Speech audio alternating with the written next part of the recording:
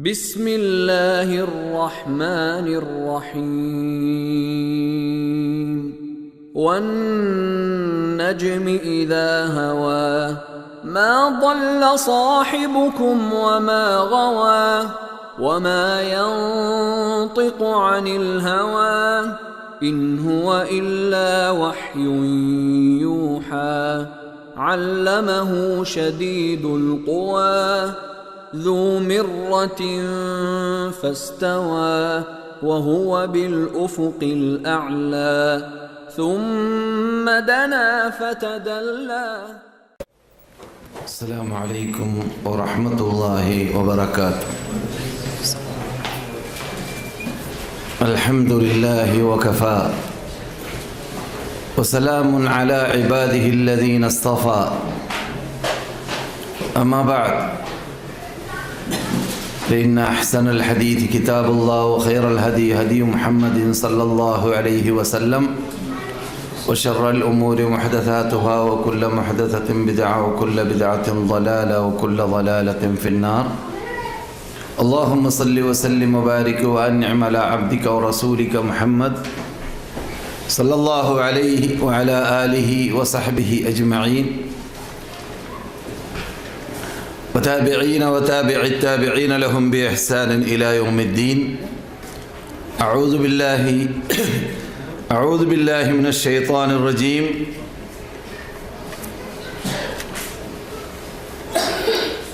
بسم الله الرحمن الرحيم.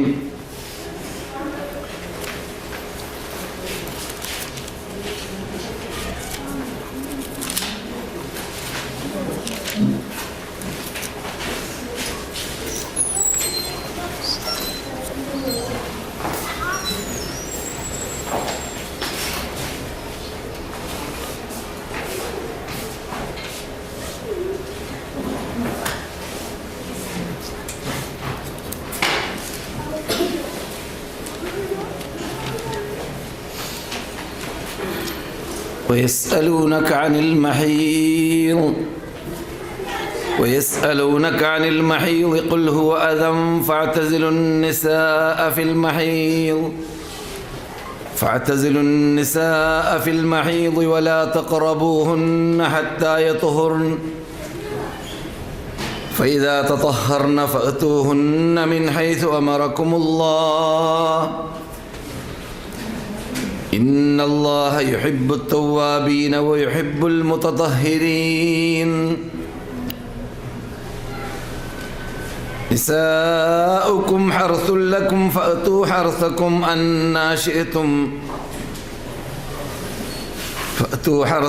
أنى شئتم وقدموا لأنفسكم واتقوا الله واعلموا أنكم ملاقوه وبشر المؤمنين. സഹോദര സഹോദരിമാരെ, മദീനവാസികളായ സദസ്യരെ, മറ്റു ശ്രോതാക്കളെ, പണ്ഡിതന്മാരെ, വിദ്യാർത്ഥികളെ,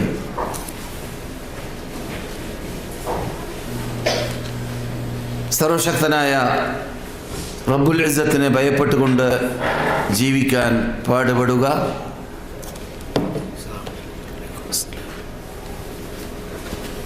കേൾക്കുന്ന ഉപദേശങ്ങൾ ജീവിതത്തിൽ പകർത്താനും ശ്രദ്ധ ചെലുത്തുക.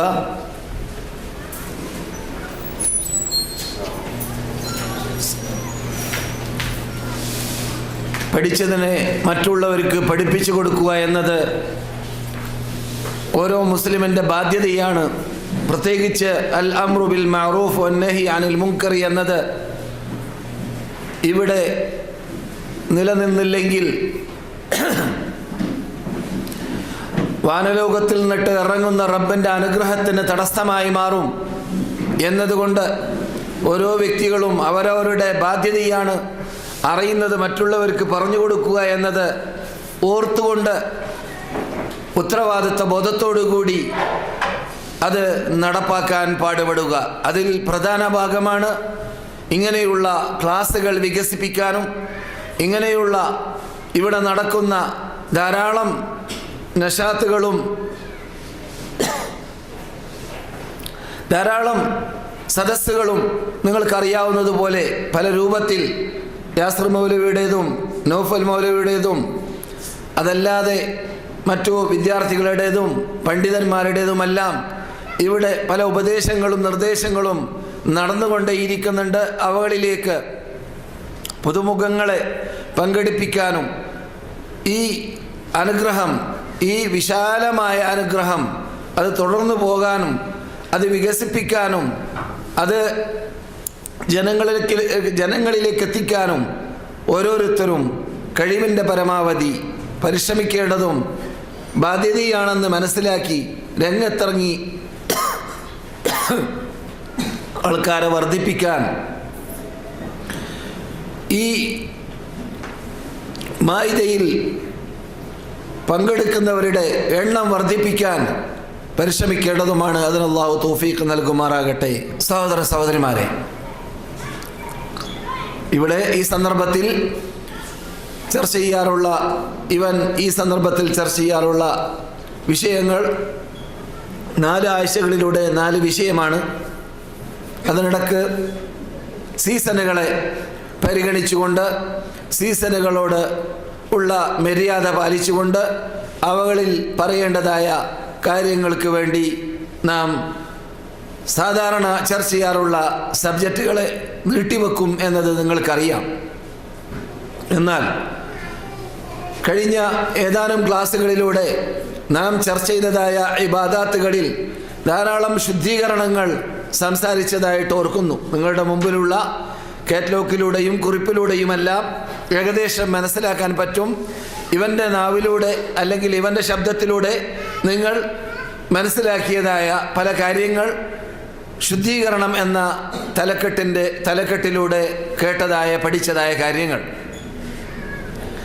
അവകളിൽ നാം നജാസാത്ത് പറഞ്ഞു. നജാസാത്തുകളിൽ നിന്ന് നമുക്ക് നമ്മുടെ നമസ്കാരം ക്ലിയർ ആവാൻ, നമ്മുടെ സൗബ് വസ്ത്രം അപ്രകാരം, നമസ്കാര സ്ഥലം അപ്രകാരം, നമ്മുടെ ശരീരം എല്ലാം നജാസാത്തുകളിൽ നിന്ന് നജസായ വൃത്തികേടായ നമസ്കാരം സഹിയാവാൻ നിബന്ധനയാണ് അവകൾ വിട്ടു നിൽക്കുക എന്നത് നാം പഠിച്ചു കഴിഞ്ഞു. അക്കൂട്ടത്തിൽപ്പെട്ടതാണ് ചോര എന്നത്. അതിൽ നാം ഹൈദിനെയും നിഫാസിനെയുമെല്ലാം എണ്ണിയിട്ടുമുണ്ട് കഴിഞ്ഞ ക്ലാസ്സുകളിലൂടെ ഷോർട്ടായ രൂപത്തിൽ. എന്നാൽ നമുക്കറിയാം, വൃത്തികേട് നമസ്കാര സമയത്തുണ്ടാവുകയാണെങ്കിൽ അറിഞ്ഞുകൊണ്ട് ആണെങ്കിൽ അത് നമ്മുടെ നമസ്കാരം സ്വീകരിക്കാതിരിക്കാൻ, നമ്മുടെ ആരാധന അള്ളാഹു സ്വീകരിക്കാതിരിക്കാൻ കാരണമായി തീരും. നമുക്കറിയാം, പള്ളിയിലൊക്കെ വൃത്തി ഉണ്ടാവണം. അത് നജാസത്തിൽ നിന്നിട്ടും അല്ലാതെ കാര്യത്തിൽ നിന്നിട്ട് വൃത്തി ഉണ്ടാവണം. നജാസത്തിൽ നിന്നിട്ട് വൃത്തി ഉണ്ടാവുക എന്നത് നിർബന്ധമാണ്. പള്ളികൾ ഉദാഹരണത്തിന് ഇപ്പോൾ നാം ഹറമിലൊക്കെ ചില സ്ഥലത്ത് നജാസത്ത് കാണുന്നു. അത് നജസാണെന്ന് നമുക്ക് ഉറപ്പുണ്ട്. എന്നാൽ ആ കണ്ടവന് നിർബന്ധമായി അത് നീക്കൽ, അവൻ നീക്കുന്നില്ലെങ്കിലോ നീക്കുന്നവരെ കൊണ്ടുവരൽ, അതാരെങ്കിലും എന്തെങ്കിലും കാട്ടട്ടെ എന്ന നിലക്ക് ഹറമിലോ മറ്റു പള്ളിയിലോ നജാസത്ത് കണ്ടു കഴിഞ്ഞാൽ നീയാണ് ആദ്യം കണ്ടതെങ്കിൽ അതിന് വിട്ടുകളയാൻ പാടുള്ളതല്ല, അതിൻ്റെ ബാധ്യതയാണ്. എന്തുകൊണ്ട്? നിന്റെ ശേഷം വരുന്നവരിലൂടെ ആ നജസ്സാണെന്നറിയാത്തത് കാരണത്താൽ അവിടെ ഇരിക്കാനും അവിടെ നമസ്കരിക്കാനൊക്കെ സാധ്യതയുണ്ട്. അത് കാരണത്താൽ ഉണ്ടാകുന്ന തെറ്റിന് നീ കുറ്റവാളിയാകും റബ്ബിൻ്റെ അടുക്കൽ. മനസ്സിലാകുന്നുണ്ടല്ലോ? ഇത് ഹറമിലല്ലേ, അവിടെ ധാരാളം ആയിരക്കണക്കിന് ശുദ്ധിയാക്കുന്നവരില്ലേ എന്ന് പറഞ്ഞ് വിടാൻ പറ്റുകയില്ല. നാമാണ് ആദ്യം കാണുന്നതെങ്കിൽ നാം ആ കാര്യം ഏറ്റെടുക്കണം. ദീനിൻ്റെ കാര്യമാണ് എന്നതുകൊണ്ട്. അപ്രകാരം തന്നെ നമ്മുടെ സ്വശരീരത്തിൽ നാം നമസ്കരിക്കുന്ന സ്ഥലത്ത്, നാം നമസ്കരിക്കാൻ ഉപയോഗിക്കുന്ന വസ്ത്രത്തിൽ പരിപൂർണമായി കഴിഞ്ഞ ഏതാനും ക്ലാസ്സുകളിലൂടെ ഇവൻ വിശദീകരിച്ചതായ ആ തഹാറത്ത് അതിലുണ്ടാവണം. ആ തഹാറത്ത് ഉണ്ടാവണമെന്ന് പറയുമ്പോൾ നാം പഠിച്ച കാര്യത്തിൽപ്പെട്ടതാണ് കാഷ്ടം, മൂത്രം പോലത്തതായ ഭാഗങ്ങൾ. അക്കൂട്ടത്തിൽ ദമ് അഥവാ ചോര, ഫാമിലി ക്ലാസ് ആയതുകൊണ്ട് ചോര എന്ന വിഷയം കുറച്ച് നീട്ടിവലിച്ച് പഠിക്കേണ്ട കാര്യങ്ങളാണ്. ഇത് മസ്അലയായതുകൊണ്ട്, വിധി വിലക്കുകളായതുകൊണ്ട് ഇത്തരം കാര്യങ്ങൾ പറയുമ്പോൾ ക്ഷീണം തോന്നാനും ഉറക്കം വരാനൊക്കെ സാധ്യതയുണ്ട്. പക്ഷേ പിടിച്ചു നിർത്തി ഇൻട്രസ്റ്റോട്, ആവേശത്തോടു കൂടി ഞാനടക്കമുള്ള നാം ഇത് ചർച്ച ചെയ്യൽ ബാധ്യതയാണ്, നമ്മുടെ നിർബന്ധ ചുമതലയാണ് എന്നത് ഞാൻ ആദ്യം ഉണർത്തുന്നു. സഹോദര സഹോദരിമാരെ, ഓതിവെച്ച ആയത്തിൽ യസ്അലൂനക അനിൽ മഹീദ് ഖുൽ ഹുവ അദൻ ഫഅതസിലുൻ നിസാഅ ഫിൽ മഹീദ് വലാ തഖറബൂഹുന്ന ഹത്താ യത്ഹുർന ഫഇദാ തطهرന ഫഅതൂഹുന്ന മിൻ ഹൈസു അമറകുമുല്ലാഹ് ഇന്നല്ലാഹ യുഹിബ്ബുത് തവ്വാബീന വയുഹിബ്ബുൽ മുതതഹിരീൻ. യസ്അലൂനക എന്ന് റബ്ബ് പറയുന്നു. അത് പണ്ട് കാലഘട്ടങ്ങളിൽ മദീനയിൽ സഹാബാക്കൾ, മുസ്ലിങ്ങൾ ഇസ്ലാമത പ്രബോധനം നടത്തിക്കൊണ്ടിരിക്കുന്ന വേളയിൽ ഇറങ്ങിയതായ സൂറത്താണല്ലോ സൂറത്തുൽ ബഖറ. ഈ സൂറത്തുൽ ബഖറയിൽ നിങ്ങൾ പരിശോധിച്ചു നോക്കിയാൽ കാണാവുന്നതാണ് ധാരാളം വിധിവിലക്കുകൾ, ധാരാളം നിയമങ്ങൾ. ഏകദേശം ഒരു മുസ്ലിമിൻ്റെ ജീവിതത്തിൽ അനിവാര്യമായ മിക്ക ഭാഗങ്ങളെ സൂറത്തുൽ ബഖറയിലൂടെ റബ്ബുൽ ഇസ്സത്ത് ചർച്ച ചെയ്യുന്നതായിട്ട് കാണാം. അത് കാരണത്താൽ തന്നെ സൂറത്തുൽ ബഖറ കണി കണ്ടുകൂടാ പിശാചിൻ്റെ ഉടമകളായ ആർക്ക് മാരണം ചെയ്യുന്നതായ സാഹചര്യങ്ങൾക്കും. എന്താണ് റസൂലുള്ളാഹി സ്വല്ലല്ലാഹു അലൈഹി വസല്ലം പറഞ്ഞത്? ഫഇന്ന അഖദഹ ബറക വതർകഹ ഹസ്റ വലാ യുതീഖുഹ അൽ ബതല. ഫഇന്ന അഖദഹ, അതിനെ ഉൾക്കൊണ്ട് പഠിച്ച് ജീവിതത്തിൽ പകർത്തി പാരായണം ചെയ്യുക എന്നതാണ് അഹദ്. എന്നല്ലാതെ വെറും പാരായണം ചെയ്യൽ മാത്രമല്ല, അതിനെ പിടിച്ച്, അതിനെ പഠിച്ച്, അതിനെ വായിച്ചു, അതിൻ്റെ അർത്ഥങ്ങൾ ഉൾക്കൊണ്ട് അത് ഗ്രഹിച്ച് അത് ജീവിതത്തിൽ പകർത്തുക. ഇത് ബർക്കത്ത് നമ്മുടെ ജീവിതത്തിൽ നൽകും, നമ്മുടെ ജീവിതത്തിൽ ബർക്കത്ത് നൽകും. അതുപോലെ തന്നെ വതർക്കഹ ഹസ്റ, അതിനെ ഉപേക്ഷിക്കൽ, സൂറത്തുൽ ബഖറയെ ഉപേക്ഷിക്കൽ. അതെന്താണ്? അത് നമുക്ക് നാശവും നഷ്ടവും നേരിടാൻ നമുക്ക് നാശവും നഷ്ടവും നേരിടാൻ സാധ്യതയില്ല, ആണ്. നാശവും നഷ്ടവുമാണ്, ഹസ്രത്തും നദാമത്തും ഖേദവും ദുഃഖവുമാണ് അത് ഉപേക്ഷിക്കുക എന്നത്. സൂറത്തുൽ ബഖറ ഉപേക്ഷിക്കുക എന്നത്, അതുകൊണ്ട് അമൽ ചെയ്യാതിരിക്കുക എന്നത്. വലാ യുതീഖുഹൽ ബതല, അത് സാഹചര്യങ്ങൾക്ക് അത് ഉൾക്കൊള്ളാൻ പറ്റുന്നതല്ല. അപ്രകാരം റസൂൽ പറയുന്നു, ഇഖ്റഊ ഫീ ബുയൂതിക്കും സൂറത്തുൽ ബഖറ. സൂറത്തുൽ ബഖറ നിങ്ങളുടെ വീടുകളിൽ നിങ്ങൾ പാരായണം ചെയ്തുകൊണ്ടേയിരിക്കുക. എന്തുകൊണ്ട്? ഫഇന്നൽ ബൈത്തല്ലദീ യുഖ്റഉ ഫീഹി സൂറത്തുൽ ബഖറ ലാ യദ്ഖുലുഹ ശൈത്താൻ. സൂറത്തുൽ ബഖറ ഔ കമാ ഖാല അലൈഹി സ്വലാത്തു വസ്സലാം, റസൂലുള്ളാഹി സ്വല്ലല്ലാഹു അലൈഹി വസല്ലം പറയുന്നു, സൂറത്തുൽ ബഖറ ഓതുന്നതായ വീട്ടിൽ ആര് പ്രവേശിക്കൂല? പിശാച് പ്രവേശിക്കുകയില്ല. അപ്പോൾ പിശാചിന് വെറുപ്പും അറുപ്പുമുള്ളതായ സൂറത്താണ് സൂറത്തുൽ ബഖറ. കാരണം ദീനിൻ്റെ നിയമാവലികൾ, പിശാചിന് എതിർപ്പുള്ള, പിശാചിന് വെറുപ്പുള്ളതായ ആ വിധി വിലക്കുകൾ ആ സൂറത്തിൽ ഉണ്ട് എന്നതുകൊണ്ടാണ്. അതിൽ നോമ്പുണ്ട്, അതിൽ സക്കാത്തുണ്ട്. അപ്രകാരം തന്നെ അതിൽ ധാരാളം ദീനിൻ്റെ വിധി വിലക്കുകളുണ്ട്. അതിൽ വിശദമായ ഹജ്ജിൻ്റെ ഭാഗങ്ങൾ റബ്ബ് വിശദീകരിക്കുന്നുണ്ട് എന്നത് നമുക്കറിയാവുന്നതാണ്.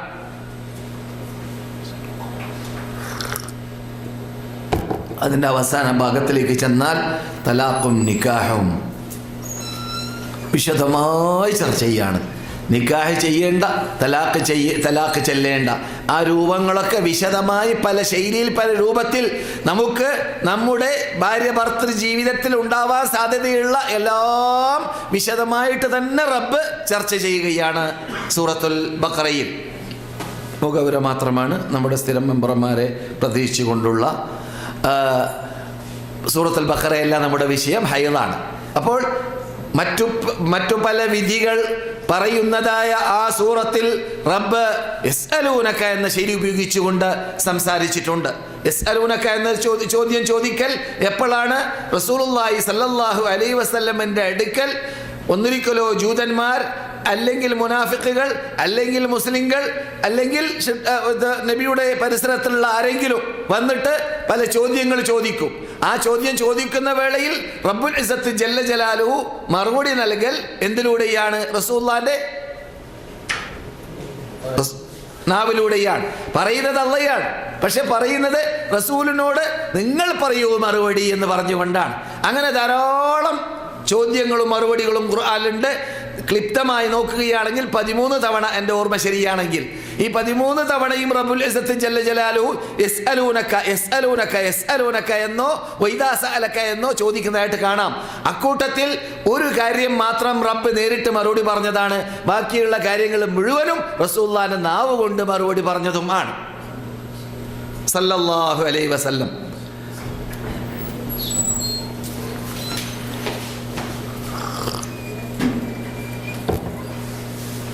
യസ്അലൂനക അനിൽ അഹില്ല. അഹില്ല നിങ്ങൾക്ക് അറിയാമല്ലോ. എന്താണത്?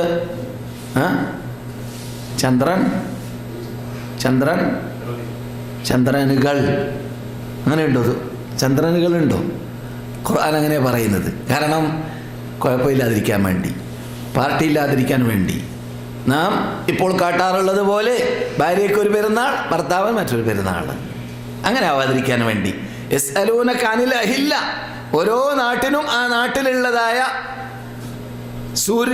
ചന്ദ്രൻ ഉദിക്കുക അസ്തമിക്കുക എന്നതിൻ്റെ വ്യത്യാസമനുസരിച്ചിട്ട് ഒരു നിലാവിന് പല നിലാവുകളായിട്ടാണ് അള്ളാഹു എണ്ണിയത് ഖുർആനിൽ, അല്ലേ?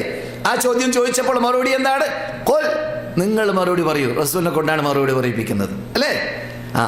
യസ്അലൂനക അനിൽ അൻഫാൽ യസ്അലൂനക അനിസ് സാഅത്തി അയ്യാന മുർസാഹാ. ഖിയാമത്ത് നാൾ എന്നാണെന്ന് ചോദിക്കുന്നു നിങ്ങളോട്, നിങ്ങൾ മറുപടി പറയണം എന്നാണ് ഖിയാമത്ത് നാൾ എന്നത്. മനസ്സിലായില്ലേ? യസ്അലൂനക അനിർ റൂഹ്, ആത്മാവിനെ കുറിച്ച് ചോദിക്കുന്നു. ഖുലിർ റൂഹു മിൻ അംരി റബ്ബി. എൻ്റെ റബ്ബ് സ്പെഷ്യലിസ്റ്റായ, അവൻ മാത്രം അറിയുന്ന, അവന് മാത്രം ഉൾക്കൊള്ളാൻ സാധിക്കുന്ന, നമുക്ക് ഉൾക്കൊള്ളാൻ പറ്റാത്ത ഷിട്ടികളെ സംബന്ധിച്ചിടത്തോളം എന്താണ് ആത്മാവെന്നറിയാൻ പറ്റുകയില്ല. അങ്ങനെയുള്ള സാധനമാണതെന്ന് നിങ്ങൾ അവരോട് പറഞ്ഞു കൊടുത്തേക്കോ. ഖുർആൻ്റെ അമാനുഷികത്വ ഭാഗവും കൂടിയാണത്. കാരണം പറഞ്ഞിട്ട് 1400 കൊല്ലമായി എന്തെല്ലാം കണ്ടുപിടിച്ചു, അല്ലേ? നമുക്കറിയാവുന്നതുപോലെ ഈ പുരോഗതിയിൽ നിന്നിട്ട് പുരോഗതിയിലേക്ക് പ്രാപിച്ച ഈ യുഗത്തിൽ പോലും എന്താണ് ആത്മാവ് എന്നത് ഒരു മഖ്ലൂഖിന് ഇന്ന് വരെ പറയാൻ സാധിച്ചിട്ടില്ല, അറിയാൻ സാധിച്ചിട്ടില്ല എന്നതാണ് യാഥാർത്ഥ്യം. അതെ, ഇത് എല്ലാം നമുക്ക് പഠിപ്പിക്കുന്നത് റസൂലുള്ളാഹി സ്വല്ലല്ലാഹു അലൈഹി വസല്ലമിന്റെ നാവ് കൊണ്ട് അള്ളാഹു ഖുർആനിലൂടെ നിങ്ങൾ മറുപടി പറയൂ എന്ന് പറയലാണ്. ഒരു കാര്യം ഒഴിച്ച്, അതേതാണ്? തൗഹീദിന്റെ കാര്യം. അള്ള എവിടെ? അള്ള ദൂരമാണോ അടുത്താണോ? അള്ള വിളിച്ചാൽ കേൾക്കുമോ ഇല്ലേ? അള്ള വിളിച്ചാൽ കേൾക്കുമോ ഇല്ലേ? വിളിക്കുമ്പോൾ ശബ്ദം പൊക്കി ചോദിക്കണമോ, അല്ല പതുക്കെ ചോദിച്ചാൽ മതിയോ? പല സംശയങ്ങളും ആ വിഷയത്തിൽ ഉണ്ടാവാം. അത് റബ്ബിനെ കുറിച്ചുള്ള ചോദ്യമാണ്. അവിടുന്ന് അതിന് മറുപടി നൽകിയത് എന്താണ്? റബ്ബ് നേരിട്ടിട്ടാണ്. അവിടെ റസൂലുള്ളാഹി സല്ലല്ലാഹു അലൈഹി വസല്ലമിന് ഇറങ്ങുന്ന ഖുർആനിലൂടെ റസൂലുള്ളാഹി സല്ലല്ലാഹു അലൈഹി വസല്ലം അക്ഷരത്തിലും അർത്ഥത്തിലും മാറ്റി നിർത്തുന്നു റസൂലിനെ അല്ലാഹു. എന്നിട്ട് പറയുന്നു, വഇദാ സഅലക ഇബാദി അന്നി ഫഇന്നി ഖരീബ് ഉജീബു ദഅവതദ് ദാഇ ഇദാ ദഅൻ ഫലസ്തജീബു ലി വൽയുമിനു ബി ലഅല്ലഹും യർഷുദൂൻ. വഇദാ സഅലക ഇബാദി അന്നി, എന്നെക്കുറിച്ച് നിങ്ങളോട് നേരത്തെ മുമ്പ് പറഞ്ഞ മാതിരി തന്നെ, മനസ്സിലായില്ലേ? ഇത് മാളി അത് മുതാരി, അത്രയേ ഉള്ളൂ. യസ്അലൂനക ഇദാ സഅലക, അത്രയേ ഉള്ളൂ. അർത്ഥം തന്നെയാണ്. ഇദാ സഅലക, നിങ്ങളോട് ചോദിച്ചാൽ, ഇബാദി എൻ്റെ അടിമകൾ, അന്നി എന്നെക്കുറിച്ച് ചോദിച്ചാൽ. ഇതുവരെ നിങ്ങളെ ഞാൻ കേൾപ്പിച്ച ഉദാഹരണങ്ങൾ അങ്ങനെ 10-13ഓളം സ്ഥലങ്ങളിൽ ഖുർആനിൽ നിങ്ങളോട് അവർ ചോദിച്ചാൽ നിങ്ങൾ മറുപടി പറയണം എന്നാണ് മറുപടി ഖുർആനിൽ. ഇവിടെയോ നിങ്ങളോട് എന്നെക്കുറിച്ച് ചോദിച്ചാൽ പറയും പോലെ നിങ്ങൾ മാറി നിൽക്കൂ, ഞാൻ മറുപടി നൽകാം. അടിമകളെ ഫഇന്നീ ഖരീബ്, ഞാൻ നിങ്ങളിലേക്ക് അങ്ങേയറ്റം അടുത്ത ആളാണ്. ഇവിടെ വേറൊന്നുകൂടി സാഹിത്യ ശൈലിയിലുണ്ട്, ഖുർആനിന്റെ അമാശുകത്വത്തിലുണ്ട്. അതെന്താണ്? ഫഇന്നീ എന്ന സ്ഥലത്ത് ഉപയോഗിച്ച ഫ അറബിക് ഗ്രാമറിൽ പണ്ഡിതന്മാർ മുമ്പിൽ ഇരിക്കുന്നുണ്ട്.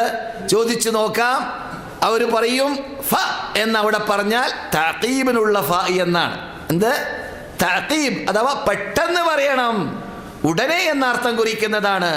താമസമില്ല, പിന്തുന്നില്ല.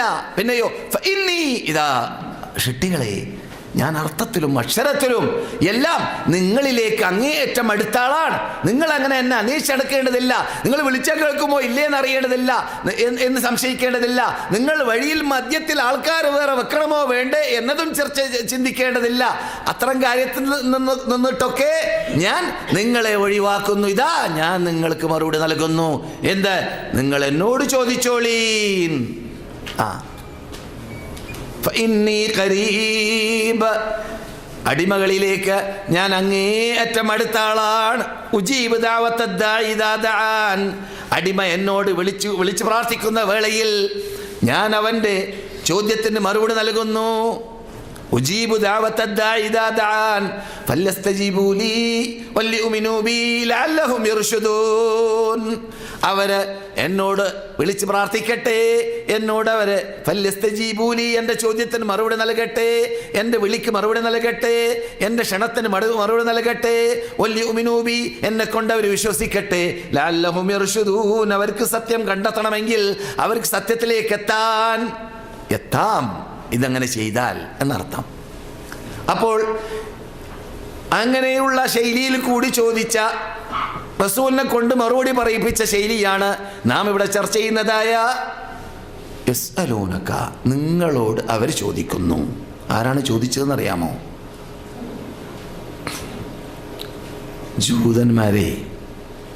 ജൂതന്മാർ മദീനയിൽ ജീവിച്ചിരുന്ന കാലഘട്ടങ്ങളിൽ അവരുടെ ഇടയിൽ ഉണ്ടായിരുന്നതായ ചർച്ചകളിൽപ്പെട്ടതാണ് എന്ത്?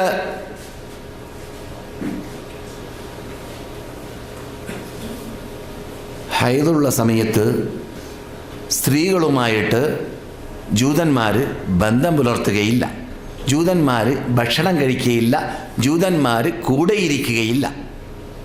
ഹൈദുള്ള സമയത്ത്, മെൻസസുള്ള സമയത്ത് ഭാര്യയുമായിട്ട് ഒരു നിലക്കും ബന്ധം പുലർത്താറില്ല. വീട് തന്നെ വേറെയാക്കി മാറ്റുന്നവരുണ്ട് എന്നാണ്. ഭാര്യമാർക്ക് റൂം മാറും എന്തുണ്ടായാൽ, മെൻസസ് ഉണ്ടായാൽ. അങ്ങനെയാണ് ജൂതന്മാരുടെ സ്വഭാവം. ഈ നിലക്കാണ് ജൂതന്മാർ കണ്ടിരുന്നത് മെൻസസിനെ. ഇത് യഥാർത്ഥത്തിൽ ഇതിന് മറുപടി നൽകാൻ വേണ്ടിയാണ് നിങ്ങൾ ഈ കേൾക്കുന്നതായ ആയത്ത് ഇറങ്ങിയത്. ഈ ആയത്ത് ഇറങ്ങാൻ ഉള്ള കാരണത്തിൽ നമ്മുടെ നമ്മുടെ പണ്ഡിതന്മാർ മുഫസ്സിറുകൾ പറയുന്നു, അബ്ബാദ് ബിൻ ബിശ്റും ഉസൈദ് ബിൻ ഹുദൈറും റളിയല്ലാഹു തആല അൻഹുമ, കഴിഞ്ഞ ക്ലാസ്സിലോ മറ്റോ ഞാൻ നമസ്കാര വേളയിൽ യുദ്ധം നടക്കുന്ന വേളയിൽ കാവൽഭടനായ ഒരു വ്യക്തിയെ പരിചയപ്പെടുത്തിയിട്ടുണ്ടല്ലോ, ഓർക്കുന്നുണ്ടോ? കഴിഞ്ഞ അല്ലെങ്കിൽ അതിന് തൊട്ട ക്ലാസ്സിലാണത് അല്ലേ? അപ്പോൾ നമസ്കരിക്കാൻ ആരംഭിച്ചു, അമ്പെയ്ത്ത് വന്നു എന്നൊക്കെ പറഞ്ഞല്ലേ ഇവിടെ, ഓർക്കുന്നില്ലേ? മറന്നുപോയോ?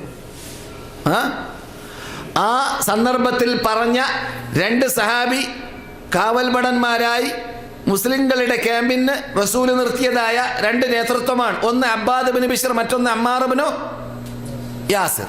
മനസ്സിലായില്ലേ? അവരിൽ അബ്ബാദ് ബിൻ ബിശ്റും അമ്മാർ ബിൻ യാസിറും കാവൽഭടന്മാരായി നിന്ന വേളയിൽ രാത്രിയുടെ ആദ്യ ഭാഗത്തിലായിരുന്നു ആരാണെന്ന് ഞാൻ പറഞ്ഞത്, അബ്ബാദ് ബിൻ ബിശ്ർ. അയാൾക്കാണ് എന്ത് സംഭവിച്ചത്? അമ്പേറ്റത്. ആ സന്ദർഭത്തിലാണ് ചോരൊഴുകിയത്. ആ സന്ദർഭത്തിലാണ് അയാൾ നമസ്കാരം നിർത്താതിരുന്നത്.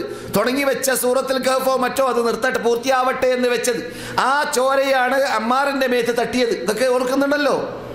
ഓർമ്മ പുതുക്കാൻ വേണ്ടി പറഞ്ഞെന്ന് മാത്രമേ ഉള്ളൂ. എത്ര കേട്ടാലും ഞാനടക്കമുള്ള നാം ഇന്നത്തെ യുഗത്തിലൊക്കെ ദുനിയാവിൽ ജീവിക്കുന്നത് കൊണ്ട് മറക്കാണ്. ദുനിയാവിൽ ജീവിക്കുന്നതുകൊണ്ട് പറഞ്ഞാൽ അറിയാലോ, നമ്മുടെ ജീവിതത്തിൻ്റെ നല്ല ഭാഗം, നല്ലൊരു ഭാഗം ദുനിയാവിലാണ്, ആഖിറത്തിലല്ല.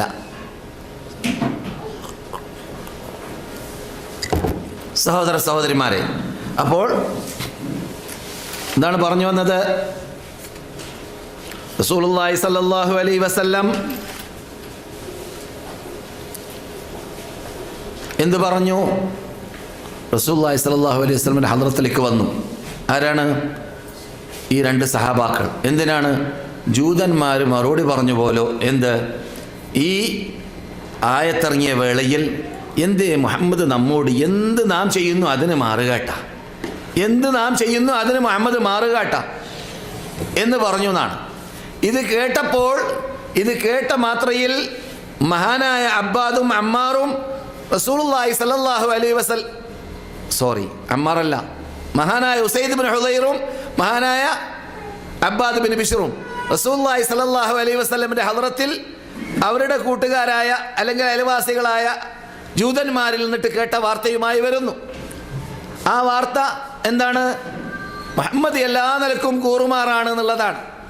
അപ്പോൾ റസൂലുള്ളാഹി സ്വല്ലല്ലാഹു അലൈഹി വസല്ലമിനോട് സംശയം തീർക്കാൻ വേണ്ടിയിട്ട് ഇവർ അഫലാനു ജാമിഉഹുന്ന, അവരുമായിട്ട് സമ്പർക്കം പുലർത്താൻ പാടില്ലേ, അവരുമായി ബന്ധം പുലർത്താൻ പാടില്ലേ എന്ന രൂപത്തിൽ സംസാരിച്ചു സഹാബാക്കൾ. ആരുമായി? ഭാര്യയുമായിട്ട്. എപ്പോൾ? ഹൈദുള്ള വേളയിൽ. ഇത് കേട്ട സന്ദർഭത്തിൽ റസൂലുള്ളാഹി സ്വല്ലല്ലാഹു അലൈഹി വസല്ലമിൻ്റെ മുഖം ചേഞ്ചായി. നബി സല്ലല്ലാഹു അലൈഹി വസല്ലമിന് ചൊടി വന്നു, ദേഷ്യം വന്നു. നബി ദേഷ്യപ്പെട്ട് കഴിഞ്ഞാൽ മുഖത്ത് കവിളിത്തടത്ത് ഈ ആപ്പിൾ പഴം മാതിരിയാണെന്നാണ്, ചുവന്ന് ഇപ്പോൾ ചോര പൊട്ടിത്തെറിച്ചു പോകും എന്ന് ഞങ്ങൾക്ക് തോന്നും. അങ്ങനെയുള്ള ചേഞ്ചുകൾ ഞങ്ങൾ റസൂലുള്ളാഹിന്റെ മുഖത്തിൽ കാണുമെന്നാണ്. രണ്ടുപേരും പ്രയാസപ്പെട്ടുവോ? റസൂലുള്ളാഹി ഞങ്ങളുടെ വാർത്ത കേട്ടിട്ട് ജൂതന്മാരുടെ വാക്ക് ഞങ്ങൾ റസൂലുള്ളാഹിന്റെ മുമ്പിൽ വെച്ചിട്ട് പറഞ്ഞതിൽ റസൂലുള്ളാഹി അത്രയും ഞങ്ങളോട് ദേഷ്യപ്പെട്ടോ, ചൊടിച്ചോ എന്ന് മനസ്സിലാക്കി രണ്ടുപേരും പുറത്തിറങ്ങി. ഹൃദയത്തിൽ രണ്ടാൾക്കും പ്രയാസം. റസൂല് ബേജാറായോ? റസൂലിനോട് ചോദിക്കേണ്ടതില്ലായിരുന്നേനെ അങ്ങനെയുള്ള ചോദ്യം, ജൂതന്മാരുടെ അങ്ങനെയുള്ള പറച്ചൽ എന്ന്. ഖുർആന് വിപരീതമാണ് അവരുടെ പറച്ചൽ എന്നതുകൊണ്ട് എന്ന് വിചാരിച്ച് പോകുമ്പോൾ റസൂലുള്ളാഹിന്റെ ഹദ്റത്തിലേക്ക് ഒരു തളികയിൽ പാലുമായി വരുന്ന കണ്ടു, ഹദിയായിട്ട്. റസൂലുള്ളാഹി ഹദിയെ കഴിക്കുള്ളൂ. റസൂലുള്ളാഹി സ്വല്ലല്ലാഹു അലൈഹി വസല്ലം ധർമ്മം കഴിക്കാറില്ല, ഹദിയ കഴിക്കും. ഹദിയയുമായിട്ട് റസൂലുള്ളാഹിന്റെ ഹദ്റത്തിലേക്ക് ഒരു സഹാബി കടന്നു വരുന്ന കണ്ടു. അപ്പോൾ അല്പസമയം കഴിഞ്ഞപ്പോൾ റസൂലുള്ളാഹി സ്വല്ലല്ലാഹു അലൈഹി വസല്ലം ഇവരെ മടക്കി വിളിച്ചു എന്നാണ്. എന്തിനാണ്? ഈ പാൽ അവർക്ക് കുടിപ്പിക്കാൻ വേണ്ടി. അപ്പോൾ ഹൃദയത്തിന് സമാധാനമുണ്ടായ റസൂല് ഞങ്ങളോട് ദേഷ്യപ്പെട്ടിട്ടില്ല. റസൂലുള്ളാഹി സ്വല്ലല്ലാഹു അലൈഹി വസല്ലമിൻ്റെ ആ ദേഷ്യം തൽക്കാലം ഉണ്ടായെങ്കിലും അത് അടങ്ങി, ആ പ്രയാസം നീങ്ങി എന്ന് ഞങ്ങൾ മനസ്സിലാക്കി എന്നാണ് മഹാനായ ഉസൈദ് ബിൻ ഹുദൈറും മഹാനായ അമ്മാറുബിനു പിന്നെ അബ്ബാദ് ബിൻ ബിശ്റും പറഞ്ഞു എന്നാണ്. ഇത് ബുഖാരിയിലാണ് കേട്ടോ. ഈ സംഭവം എവിടെയാണുള്ളതെന്നറിയാമോ? സബബ് നുസൂൽ ഹാദിഹിൽ ആയ പറയുന്ന സ്ഥലത്ത്. ഈ നാം കേട്ട ആയത്ത് ഇറങ്ങാനുള്ള കാരണം എന്താണ് എന്ന് പറയുന്ന സന്ദർഭത്തിൽ മഹാനായ ഇബ്നു കസീറും മഹാനായ ഇമാം ഇബ്നു കസീറും അപ്രകാരം തന്നെ ഖുർത്തുബിയും എല്ലാം മുഫസ്സിറുകളും പറയുന്നതായിട്ട് കാണാം. സഹോദരന്മാരെ, സഹോദരികളെ, അപ്പോൾ നാം പഠിച്ചു വരുന്നത് ഹൈദ് അഥവാ മെൻസസ് ഉണ്ടായിക്കഴിഞ്ഞാൽ, കല്യാണം കഴിച്ചവരാണ് എൻ്റെ സദസ്സിലിരിക്കുന്നവരിൽ നല്ലൊരു ശതമാനം എന്നതുകൊണ്ട് അല്ലാത്തവരും പഠിക്കേണ്ട കാര്യമാണ്. എങ്കിലും അവർ പ്രത്യേകിച്ച് അറിഞ്ഞിരിക്കേണ്ടതാണ്. മെൻസസ് ഉണ്ടായിക്കഴിഞ്ഞാൽ ഭാര്യമാരുമായിട്ട് ബന്ധം പാടില്ല എന്ന് ഖുർആൻ തീർത്ത് പറഞ്ഞ കാര്യമാണ്. അതാണ് അല്ലാഹു സുബ്ഹാനഹു തആല നമ്മോട് നേരത്തെ ഓതി വെച്ച ആയത്തിൽ വിശദീകരിക്കുന്നത് പറയുന്നതായ ഭാഗം. യസ്അലൂനക, നിങ്ങളോട് അവർ ചോദിക്കുന്നു, അനിൽ മഹീൽ, ഹൈലുണ്ടാകുന്ന സ്ഥലത്ത് കൂടി വരുന്ന ചോരയെക്കുറിച്ച്, അതിനെക്കുറിച്ച് നിങ്ങൾ എന്താണ് വിധി എന്ന് ചോദിക്കുന്നു. ഖുൽ, നിങ്ങൾ അവരോട് മറുപടി പറയുക, എന്ത്? ഹുവ, അത് അദൻ, നജസാണ്, വൃത്തികേടാണ്. ഫഅതസിലുൻ നിസാ, നിങ്ങൾ നിങ്ങളുടെ ഭാര്യമാരുമായി വിട്ടു നിൽക്കുക. ഫിൽ മഹീൽ, ഹൈൽ വരുന്നതായ സ്ഥലവുമായി വിട്ടു നിൽക്കുക. ഹൈൽ വരുന്ന സ്ഥലത്തിൻ്റെ പേരാണ് മഹീൽ, മനസ്സിലായില്ലേ? എന്നല്ലാതെ സ്ത്രീകളുമായിട്ട് തീരെ വെടിയണമെന്നോ അവരുമായി അടുക്കാൻ പാടില്ല എന്നോ അവരുമായിട്ട് കൂടെ കിടക്കാൻ പാടില്ല എന്നോ അവരുമായിട്ട് കൂടെ ഇരിക്കാൻ പാടില്ല എന്നോ അവരുമായിട്ട് കൂടെ ഭക്ഷണം കഴിക്കാൻ പാടില്ല എന്നോ എന്തില്ല, ആ ആയത്തിന് അർത്ഥമില്ല. അങ്ങനെയാണ് റസൂലുള്ളാഹി സ്വല്ലല്ലാഹു അലൈഹി വസല്ലം പഠിപ്പിച്ചത്. ഈ ചോദ്യം റസൂലുള്ളാഹി സ്വല്ലല്ലാഹു അലൈഹി വസല്ലമിനോട് ചോദിക്കപ്പെട്ടപ്പോൾ ഖുർആനിലൂടെ അല്ലാഹു സുബ്ഹാനഹു വ തആല നബിയുടെ നാവിലൂടെ മറുപടി പറഞ്ഞതോട് കൂടി തന്നെ നിങ്ങൾക്ക് എല്ലാം ഹലാലാണ് ഇല്ല നിക്കാഹ്, നിങ്ങൾ സംയോഗം ചെയ്യലൊഴിച്ച് അവരുമായിട്ട് എന്ന ശൈലി റസൂലുള്ളാഹി സ്വല്ലല്ലാഹു അലൈഹി വസല്ലം പറഞ്ഞതായിട്ട് കാണാം.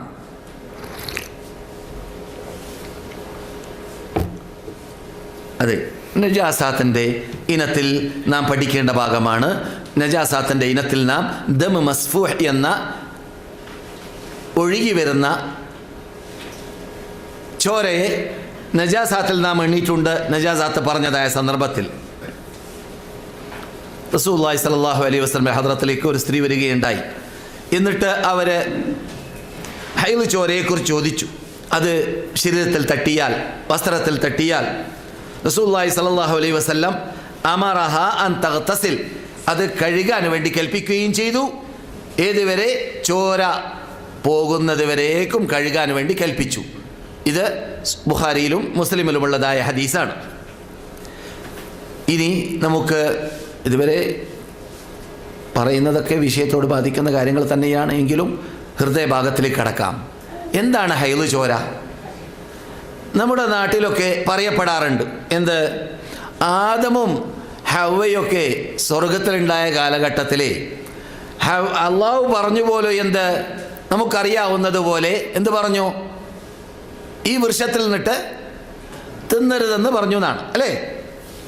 അപ്പോൾ ആദ്യമായിട്ട് ആ വൃക്ഷത്തിൽ നിന്നിട്ട് പഴം പറിച്ചെടുത്ത വ്യക്തി അത് ആദമല്ല, ഹവ്വ ആണെന്നാണ്. അത് കാരണത്താൽ ശിക്ഷാ നടപടി അള്ളാഹ് കൈകൊണ്ടതാണ് അവർക്കും അവരുടെ സന്തതികൾക്കും ഖിയാമത്ത് നാൾ വരെ എന്നാണ് എന്ത്? കിംവദന്തി, അല്ലേ? എന്ത്? പച്ചക്കള്ളം. എന്താണ്? ഇസ്രായേലിസം. എന്താണത്? ഇസ്രായേലിസമാണ്. അതൊന്നുമല്ല അതിന് കാരണം.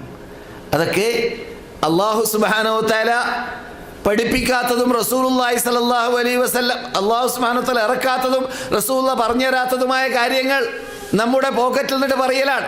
ഒരിക്കലും അങ്ങനെയല്ല സംഭവം, മനസ്സിലായില്ലേ? പിന്നെയോ അല്ലാഹു സുബ്ഹാനഹു വ തആല ഓരോ സ്ത്രീകളിൽ നിന്നും ആ സ്ത്രീ കുട്ടിപ്രായത്തിൽ ആവാനുള്ളതായ ഒരു കാരണമായി അവൻ്റെ ഹിക്മത്ത് അനുസരിച്ചിട്ട് വയസ്സിലൂടെയല്ല ബാല്യപ്രായമാകുന്നതെങ്കിൽ ആദ്യമായിട്ട് ബാല്യപ്രായമാകൽ എന്തുകൊണ്ടായിരിക്കും? അത് 9ാമത്തെ വയസ്സിലായിരുന്നാലും ശരി, 9ാമത്തെ വയസ്സിൽ ഒരു പെൺകുട്ടി സ്ത്രീയായി മാറുമെന്ന് ആയിഷ റളിയല്ലാഹു തആല അൻഹ പറഞ്ഞതായ ശൈലിയും ഹദീസിൽ കാണാം. അത് എന്ത് കാരണത്തിലൂടെയാണ്? ഹൈദ് ഇരിക്കുകയാണെങ്കിൽ, ചൂട് പ്രദേശത്തിലാണെങ്കിൽ പെൺകുട്ടികൾക്ക് 9 വയസ്സിൽ എന്തുണ്ടാവാം? ഹൈദുണ്ടാവും. 9 വയസ്സിലുണ്ടായതായിട്ട് അറിവില്ല, മനസ്സിലായില്ലേ? അതുപോലെ തന്നെ ഹൈദ് എന്ന് പറയുന്ന സാധനം സ്റ്റോപ്പ് ആവൽ 50 വയസ്സിലാണ് ബഹുഭൂരിഭാഗവും. അതിലും തുടരുന്നവരുണ്ടാവാം. അപ്പോൾ ഈ ഹൈദ് ചോര എന്ന സാധനം അഴുക്കാണെന്ന് അള്ളാഹു പഠിപ്പിച്ചതായ സാധനം, അഥവാ അത് വൃത്തികേടാണ് എന്നതുകൊണ്ട് അതുള്ള സമയത്ത് നിങ്ങൾ കേൾക്കാൻ പോകുന്നത് പോലെ നമസ്കാരം പാടില്ല, നോമ്പ് പാടില്ല, അപ്രകാരം തവാഫ് ചെയ്യാൻ പാടില്ല, സംയോഗം പാടില്ല, ഏത്തിക്കാഫ് ഇരിക്കാൻ പാടില്ല എന്നതൊക്കെ നമുക്കറിയാവുന്നത് പോലെ തന്നെ ഈ ഹൈദ് എന്ന് പറയുന്ന ചോര അത് യഥാർത്ഥത്തിൽ അള്ളാഹുവിൻ്റെ ഹിക്മത്താണ്. അത് ഉണ്ടാകുന്ന സന്ദർഭത്തിൽ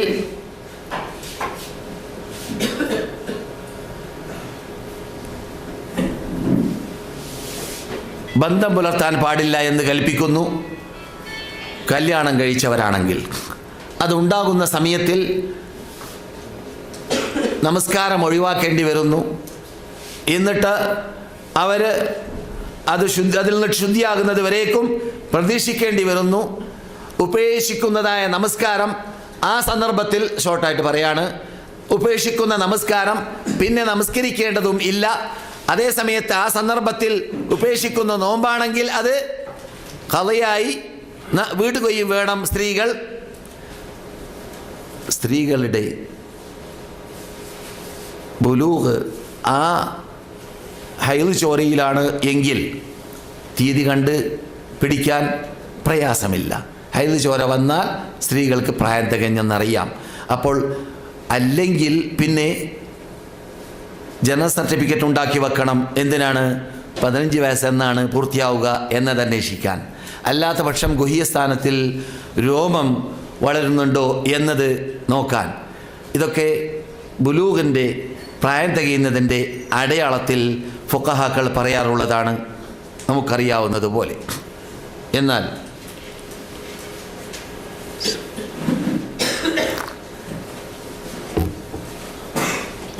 സ്ത്രീക്ക് ഹൈദ് ഉണ്ടാകുന്ന വേളയിൽ എന്ത് സംഭവിക്കുന്നു? അവർ ഭർത്താക്കന്മാരോട് കൂടിയിരിക്കുന്നത് തടയപ്പെടുന്നില്ല എന്ന് പഠിച്ചു. റസൂലുള്ളാഹി സ്വല്ലല്ലാഹു അലൈഹി വസല്ലം മദീനത്തെ പള്ളിയിൽ തവാഫ് ഇഅ്തികാഫ് ഇരിക്കുന്ന വേളയിൽ റസൂലുള്ളാഹി സ്വല്ലല്ലാഹു അലൈഹി വസല്ലമിൻ്റെ തല ചീറാറുണ്ടായിരുന്നു. ആര്? ആയിഷ റളിയല്ലാഹു തആല അൻഹ. ആയിഷ ആ സന്ദർഭത്തിൽ ആരാണ്? ഹൈദുള്ള സ്ത്രീയാണ് എന്നതോടൊപ്പം പിന്നെ ബാക്കി കാര്യം പറയേണ്ടതില്ലല്ലോ. ആയിഷ പറയുന്നു റളിയല്ലാഹു തആല അൻഹ, റസൂലുള്ളാഹി സ്വല്ലല്ലാഹു അലൈഹി വസല്ലമിനോടൊപ്പം ഹൈദുള്ള സമയത്ത് ഞാൻ ഇരിക്കാറുണ്ടായിരുന്നു, ഞാൻ കിടക്കാറുണ്ടായിരുന്നു, ഞങ്ങളോട് കൂടി അവർ സംസാരിക്കാറുണ്ടായിരുന്നു. നബി സല്ലല്ലാഹു അലൈഹി അവരുടെ രഹസ്യ വാർത്തകൾ പറയാണ്. അവർ ഭാര്യ ഭർത്താവ് എന്ന രൂപത്തിൽ അവർ ഭക്ഷിക്കുന്ന ആയിഷ റളിയല്ലാഹു തആല അൻഹയ്ക്ക് ഹൈദുള്ള സമയത്ത് കുടിക്കുന്നതായ വെള്ളത്തെ അതേ പാനീയത്തിൽ അതേ ഗ്ലാസ്സിൽ തന്നെ റസൂലുള്ളാഹി സ്വല്ലല്ലാഹു അലൈഹി വസല്ലം കുടിക്കാറുണ്ടായിരുന്നു. എന്ന് മാത്രമല്ല, ഞാൻ മാംസമാണ് തിന്നതെങ്കിൽ ഞാൻ തിന്നുന്നതായ മാംസത്തിൻ്റെ മറ്റൊരു ഭാഗം സ്ത്രീകൾ പുരുഷന്മാർ പ്രത്യേകിച്ച് ഭാര്യ ഭർത്താക്കന്മാർ പരസ്പരം സ്നേഹബന്ധം സ്ഥാപിച്ചുകൊണ്ട് ജീവിക്കുന്ന വേളയിൽ അങ്ങനെയൊക്കെ സംഭവിക്കണം, അങ്ങനെയൊക്കെ ഉണ്ടാവണം. എന്നാലാണ് ജീവിതത്തിന് രസം എന്നതും കൂടി പഠിപ്പിക്കൽ അതിലൂടെ വരുന്നുണ്ട്. ആ റസൂലുള്ളാഹി സ്വല്ലല്ലാഹു അലൈഹി വസല്ലമിന് ഞാൻ തിന്നുന്നതായ മാംസത്തെ അവരിലേക്ക് കാട്ടുന്നതും ഞാൻ തിന്ന ഭാഗത്തിൽ നിന്നിട്ട് അവർ കഴിക്കുന്നതുമാണ് എനക്കായുള്ള വേളയിൽ വരേക്കും. ജൂതന്മാർ പറയും പോലെയല്ല എന്നർത്ഥം. ജൂതന്മാർ പറയും പോലെയല്ല. ജൂതന്മാർ മനസ്സിലാക്കല് അടിക്കാൻ പറ്റൂല, ദൂരപ്പെടുത്തി അവരുടെ റൂമിൽ നിന്ന് തന്നെ പുറത്താക്കി. അത് യഥാർത്ഥത്തിൽ ഇസ്ലാം പഠിപ്പിച്ച ശൈലിയല്ല. ഇസ്ലാം സ്ത്രീകളെ ആദരിക്കുന്നു, ഇസ്ലാം സ്ത്രീകളെ ബഹുമാനിക്കുന്നു. ഇസ്ലാം സ്ത്രീകൾക്ക് മറ്റുള്ള ഏത് മതം നൽകാത്തതായ രൂപത്തിലുള്ളതായ ആദരണീയത ഇസ്ലാമാണ് നൽകുന്നത് എന്നത് നാം പഠിക്കണം. മറ്റു മതങ്ങളിലൊക്കെ സ്ത്രീകൾക്ക് യാതൊരു വിലയുമില്ല. എത്രത്തോളം ഇന്ത്യക്കാർക്ക് അറിയുന്നതാണ്. ഹിന്ദുമതത്തിൻ്റെ ചില ഹിന്ദുമതങ്ങളിൽ നിന്നിട്ട് ചില ഭാഗങ്ങളിൽ എന്ത് കാട്ടാറുണ്ട്? ഭർത്താവ് മരിച്ചാൽ ഉടനെ തന്നെ മുടി കളഞ്ഞാൽ തർക്കേടില്ല, പിന്നെന്താ സംഭവിക്കുക? ഭർത്താവിൻ്റെ ശരീരത്തെ അല്ലെങ്കിൽ ജഡത്തെ കത്തിക്കുന്ന അതേ തീയിൽ ഭാര്യ അങ്ങനെയല്ലേ ആത്മഹത്യ ചെയ്യുന്നു. വലിച്ചെറിയുന്നു. അങ്ങനെയും ഉണ്ട് നിയമം. അതിപ്പോൾ നടപ്പിലാക്കാറില്ല ഇന്ത്യയിൽ. എങ്കിലും അങ്ങനെയാണ് മതങ്ങളിൽ എഴുതി വെച്ച് പോയിട്ട്, അവരുടെ നിയമങ്ങളിൽ എഴുതി വെച്ച് പോയിട്ടുള്ളത്. അത്രയും തരം താഴ്ന്നവരായിട്ടാണ് മറ്റു മതങ്ങൾ സ്ത്രീകളെ കാണുന്നത്. നമ്മുടെ മതം ഇസ്ലാം, ഈ വിശുദ്ധ മതം സ്ത്രീകളെ ഉയർത്തിയ മതമാണ്. അതുകൊണ്ട് തന്നെ സ്ത്രീകൾക്ക് മെൻസസ് ഉണ്ടായാൽ അവർ വീട്ടിൽ നിന്നിട്ട് പുറത്തു പോകലില്ല. പക്ഷേ മെൻസസ് ഉള്ള സമയത്തിൽ തലാഖ് പാടുള്ളതല്ല. തലാഖ് ചെല്ലുന്നവർ തന്നെ, അഥവാ ചെല്ലുകയാണെങ്കിൽ തലാഖ് എന്നത് വെറുക്കപ്പെട്ട കാര്യമാണ്. അനുവദിക്കപ്പെട്ടതാണെങ്കിൽ വെറുക്കപ്പെട്ട കാര്യമാണ്, ഇഷ്ടപ്പെടാത്ത കാര്യമാണ്. ഏറ്റവും അവസാനത്തെ ഹല്ല്, അവസാനത്തെ വഴി തലാഖല്ലാതെ വേറെ ഇല്ല എന്ന് കാണുന്ന രൂപത്തിലല്ലാതെ അതിലേക്ക് തിരിയാൻ പാടുള്ളതല്ല, അതിലേക്ക് തിരിയാൻ പാടുള്ളതല്ല. അത് വേറെ വിഷയം.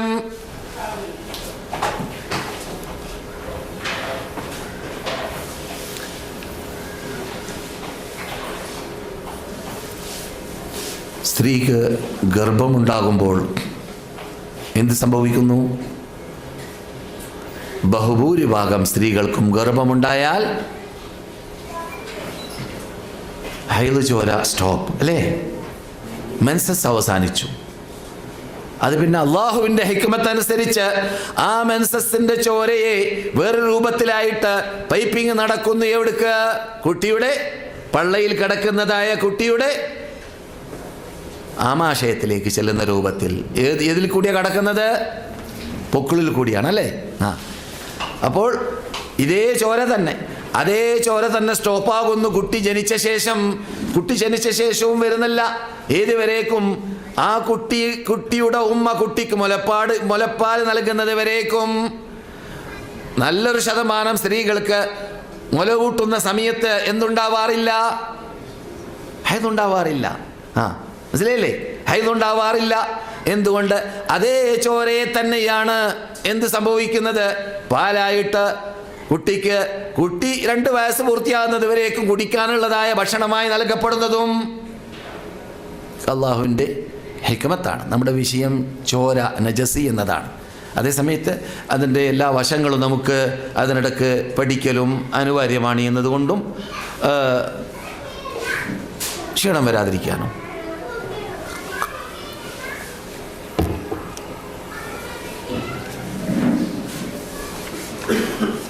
ഗർഭാശയത്തിൽ നിന്നിട്ട് ഇറങ്ങുന്നതായ ചോരയാണ് എന്നത് കൊണ്ടാണ് ഗർഭാശയത്തിൽ നിന്നിട്ട് എന്ത് ചെയ്യുന്നത്? ഗർഭാശയത്തിൽ കുട്ടി ഉണ്ടാകുമ്പോൾ അത് സ്റ്റോപ്പാകുന്നത് എന്ന് നമുക്ക് മനസ്സിലാക്കാം.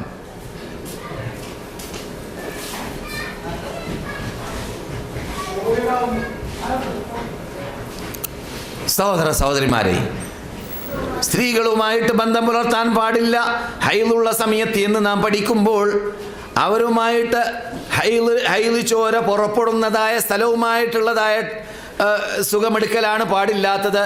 അല്ലാത്ത രൂപത്തിലുള്ളതായ മുബാശറത്ത് അവരുമായി നടത്തുന്നത് കൊണ്ട് തെറ്റില്ല എന്ന് റസൂലുള്ളാഹി സ്വല്ലല്ലാഹു അലൈഹി വസല്ലം പഠിപ്പിച്ച ശൈലിയിൽപ്പെട്ടതാണ്. അതേസമയത്ത് അതും വിട്ടു നിൽക്കലാണ് നല്ലത്, അപകട മേഖലയിൽ പെട്ടുപോകാതിരിക്കാൻ വേണ്ടി.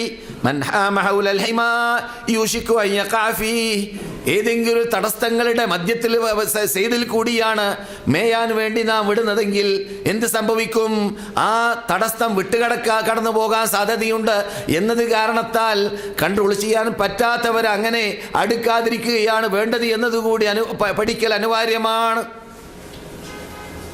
തെറ്റാണ്. അള്ളാഹു പറഞ്ഞു, എന്ത്? ഫലാ തഖറബൂഹുന്ന, അവരിൽ അടുക്കലേക്ക് നിങ്ങൾ അടുക്കരുത്, അഥവാ സംയോഗം ചെയ്യരുത്. ഹത്താ യത്ഹുർന, അവർ ശുദ്ധിയാകുന്നത് വരേക്കും. ഫൈദാ തതഹർന, അവർ നന്നായി ശുദ്ധിയായാൽ. മുബാലഗയുടെ സീഗയാണ് തതഹറ. എന്താ അതിൻ്റെ അർത്ഥം? കുളിക്കാൻ. കുളിക്കാൻ. മനസ്സിലായില്ലേ? മനസ്സിലാക്കണം. ഏത്? ഹൈള് ഒഴിവായി കഴുകി ശുദ്ധീകരിച്ചു എന്നതുകൊണ്ടല്ല, പിന്നെയോ ഹൈള് ഒഴിവായി കുളിച്ച് ശുദ്ധീകരിച്ചു. ഇപ്പോൾ മനസ്സിലായല്ലോ? പച്ചയിൽ പറയണം എന്നാലേ മനസ്സിലാവുള്ളൂ. ഫൈദാ തതഹർന, അവർ ശരിക്ക് പരിപൂർണമായി കുളിച്ച് ശുദ്ധീകരിച്ചു കഴിഞ്ഞാൽ ഫഅ്തൂഹുന്ന മിൻ ഹൈസു അമറകുമുല്ലാഹ്, അല്ലാഹ് നിങ്ങളോട് അനുവദിച്ച ഭാഗത്തിൽ കൂടി മാത്രം നിങ്ങൾ അവരുടെ അടുക്കലേക്ക് ചെല്ലുകയും ചെയ്യുക. മിൻ ഹൈസു അമറകുമുല്ലാഹ്, അല്ലാഹ് നിങ്ങൾക്ക് അനുവദിച്ച ഭാഗത്തിൽ കൂടി. അഥവാ നിങ്ങൾക്കറിയാം, പറയേണ്ട ആവശ്യമില്ല ഇസ്ലാം വിരോധിച്ചതായ ഭാഗമേത്, വിരോധിക്കാത്ത ഭാഗമേത്. ഇതൊക്കെ ജൂതന്മാർ കാട്ടിയിരുന്നതായ ധിക്കാര മനസ്ഥിതിയാണ്. അത്തരം കാര്യങ്ങൾക്ക് മറുപടിയാണ് അല്ലാഹു സുബ്ഹാനഹു വ തആല ഖുർആനിൽ പറഞ്ഞു. തൊട്ട് തന്നെ നിസാഉകും ഹർസുൽ ലക്കും ഫഅതു ഹർസകും അന്നാ ശിഅ്തും വഖദ്ദിമൂ ലി അൻഫുസികും, നിങ്ങളുടെ ഭാര്യമാർ നിങ്ങളുടെ കൃഷിസ്ഥലമാണ്. അതുകൊണ്ട് നിങ്ങൾ ആ കൃഷിസ്ഥലത്തിലേക്ക് ചെല്ലേണ്ടത്, മനസ്സിലായില്ലേ? ചെല്ലേണ്ട സ്ഥലം ഏതാണ്? കൃഷി ഉണ്ടാകുന്ന സ്ഥലം, കുട്ടി ഉണ്ടാകുന്ന സ്ഥലം, അതാണ്. അല്ലാത്ത സ്ഥലത്തൊന്നും ചെല്ലാൻ പാടുള്ളതല്ല. ഫഅ്തൂഹുന്ന, നിങ്ങൾ അവരിലേക്ക് ചെല്ലുക. മിൻ ഹൈസു അമറകുമുല്ലാഹ്, നിങ്ങൾക്ക് അല്ലാഹ് അനുവദിച്ച സ്ഥലത്തിൽ കൂടി ചെല്ലുക. അതേതാണ്? നിസാഉകും ഹർസുൽ ലക്കും, നിങ്ങളുടെ സ്ത്രീകൾ നിങ്ങളുടെ കൃഷി സ്ഥലമാണ്. ഫഅ്തു ഹർസകും അന്നാ ശിഅ്തും, നിങ്ങളുടെ കൃഷി സ്ഥലത്തിലേക്ക് ഇഷ്ടമുള്ള രൂപത്തിൽ ചെല്ലുക. ഏത് ഭാഗത്തായിരുന്നാലും വിരോധമില്ല. ഇവിടൊക്കെ നേരെ വിപരീതം അല്ല, ബിന്ദുവാരത്തിൽ കൂടി ആവാമെന്ന് പറഞ്ഞുകൊണ്ട് ഖുർആൻ പരിഭാഷ വരെ എഴുതിയവർ, തൗഹീദ് മനസ്സിലാക്കിയവരാണെന്ന് പറയുന്നവരുടെ കൂട്ടത്തിൽ കേരളത്തിലുണ്ടായി. ഖേദകരം, ദുഃഖകരം. അങ്ങനെയുള്ള ബുദ്ധിപൂജകന്മാരുടെ ചിന്താഗതിയിലേക്ക് പോകാതിരിക്കാൻ വേണ്ടി ഏറ്റവും നല്ല മാർഗം അവരുടെ ഗ്രന്ഥം വായിക്കാതിരിക്കുക, അവരുടെ തഫ്സീറുകൾ വായിക്കാതിരിക്കുക, അവരുടെ ബുഖാരി പരിഭാഷ വായിക്കാതിരിക്കുക. അവർ ബുഖാരിയല്ല, ഈ ഖുർആൻ തന്നെ പരിഭാഷപ്പെടുത്തിയാൽ അത് വായിക്കാതിരിക്കുക. അതേ രക്ഷയുള്ളൂ എന്നേ എനിക്ക് പറയാനുള്ളൂ. കാരണം വാചാലതയിൽ കൂടി വലതും പറയുമ്പോൾ അറിവില്ലാത്തവർ പെട്ടെന്ന് പെട്ടുപോകാൻ സാധ്യതയുണ്ട്. ഖുർആൻ വ്യക്തമാണ്, ഹദീസ് വ്യക്തമാണ് ഇസ്ലാമിൻ്റെ വിധിവിലക്കുകൾ പറയുന്ന കാര്യത്തിൽ. അതെ, നാം എന്ത് പഠിച്ചു? റസൂലുള്ളാഹി സ്വല്ലല്ലാഹു അലൈഹി വസല്ലം പറഞ്ഞതായ ഭാഗം എന്ത്? ഇസ്നഉ കുല്ല ഷൈഇൻ ഇല്ല നിക്കാഹ് എന്ന ഭാഗങ്ങളൊക്കെ നാം ഇവിടെ പറഞ്ഞു കഴിഞ്ഞു. അതുപോലെ തന്നെ മഹാനായ മഹാത്മാക്കളായ സഹാബാക്കളുടെ നാവിലൂടെ നമുക്ക് ഇത്തരം കാര്യങ്ങൾ ഇത് മനസ്സിലാക്കാനും പഠിക്കാനും ഹൈദിൻ്റെ വിഷയങ്ങളിൽ സംശയങ്ങൾ തീർക്കാനും സഹായകമായി. അവരോട് അല്പസമയം റസൂലുള്ളാഹി ചൊടിച്ചാലും വിരോധമില്ല. പക്ഷേ അവർ പറയേണ്ട കാര്യങ്ങൾ സത്യം പോലെ നമുക്ക് പറഞ്ഞു തന്നു. നാം അത് പഠിച്ചു, നമുക്ക് കേൾക്കാൻ സാധിച്ചു, പല വിധികൾ മനസ്സിലാക്കാനും സാധിച്ചു. റസൂലുള്ളാഹി സ്വല്ലല്ലാഹു അലൈഹി വസല്ലം ആയിഷ പറയുന്നു, എന്നോട് കൽപ്പിക്കാറുണ്ട്, എനിക്ക് ഹൈദുള്ള സമയത്ത് അവർക്ക് വേണ്ടി അവരുടെ തല കഴുകാൻ. അതുപോലെ തന്നെ എനിക്ക് ഹൈദുള്ള വേളയിൽ ജൂതന്മാരുടെ തത്വത്തിന് വിപരീതമാണെന്ന് പഠിപ്പിക്കുകയാണിത് ആയിഷ നമുക്ക്. എനിക്ക് ഹൈദുള്ള വേളയിൽ അവരെൻ്റെ മടിയിൽ തലവെച്ച് കിടക്കാറുണ്ടായിരുന്നു, ഉറങ്ങാറുണ്ടായിരുന്നു, അല്ലെങ്കിൽ വിശ്രമിക്കാറുണ്ടായിരുന്നു, അല്ലെങ്കിൽ ചാരിയിരിക്കാറുണ്ടായിരുന്നു. എന്നിലേക്ക് ചാരി ഇരുന്നു കൊണ്ട് അവർ ഖുർആൻ പാരായണം ചെയ്യും. എനിക്ക് ഹൈലുണ്ട്. ആയിഷ പറയുന്നത് എനിക്ക് ഹൈലുണ്ട്. അപ്പോൾ ഹൈല് അവർക്കുള്ളത് കൊണ്ട് അവരുമായി ബന്ധപ്പെട്ട് അടുത്തിരുന്നു കൊണ്ട് ഖുർആൻ പാരായണം ചെയ്യുന്നത് കൊണ്ട് എന്തില്ല, തെറ്റില്ല എന്ന് പഠിപ്പിക്കുകയാണ്.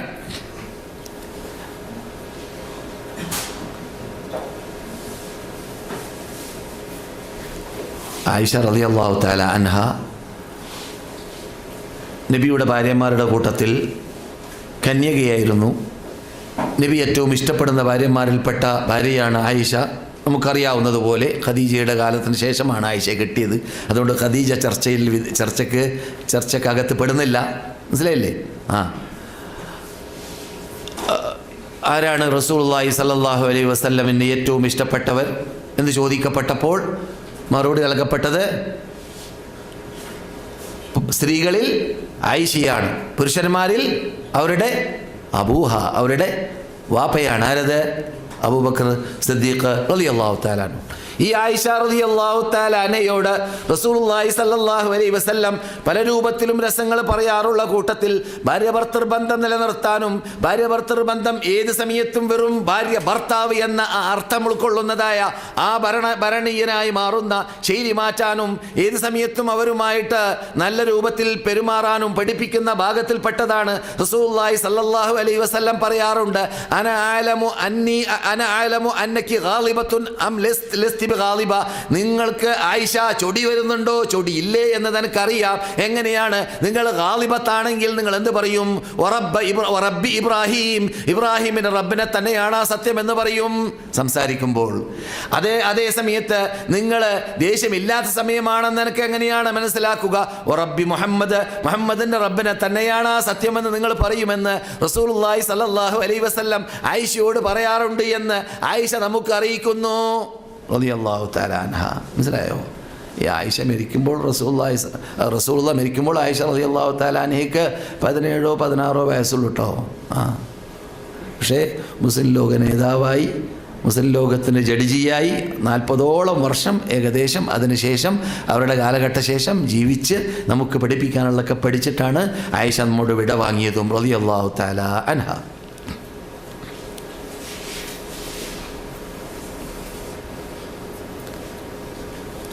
ഹൈദ് ഉണ്ടായിക്കഴിഞ്ഞാൽ അത് സ്ത്രീകൾക്ക് പൊതുവേ സ്ത്രീകളുടെ വീഴ്ചയായിട്ട് റസൂലുള്ളാഹി പഠിപ്പിക്കുന്ന ബുഖാരിയിലുള്ള ഹദീസാണ് എന്ത്? സ്ത്രീകൾ സാക്ഷി നിൽക്കുമ്പോൾ പുരുഷന്മാരെ പോലെയല്ല, 2 ആൾ വേണം അല്ലേ? എന്നതുപോലെ തന്നെ സ്ത്രീകൾക്ക് എന്തില്ല? ഹൈദുണ്ടാകുന്ന വേളയിൽ അവർ നമസ്കരിക്കാൻ പാടില്ല. അപ്പോൾ നമസ്കരിക്കാത്ത ധാരാളം ദിവസങ്ങൾ അവരുടെ ദിവസങ്ങളിൽ വിട്ടുകിടക്കുന്നു. അപ്രകാരം റമളാനിലാണെങ്കിൽ നോമ്പ് പിടിക്കാൻ പാടില്ല. ഇതൊക്കെ നമുക്കറിയാവുന്നതാണ്. ബുഖാരിയിലുള്ളതാണ്. 3304 നമ്പർ ഹദീസാണ്, നീണ്ട ഹദീസിൽ.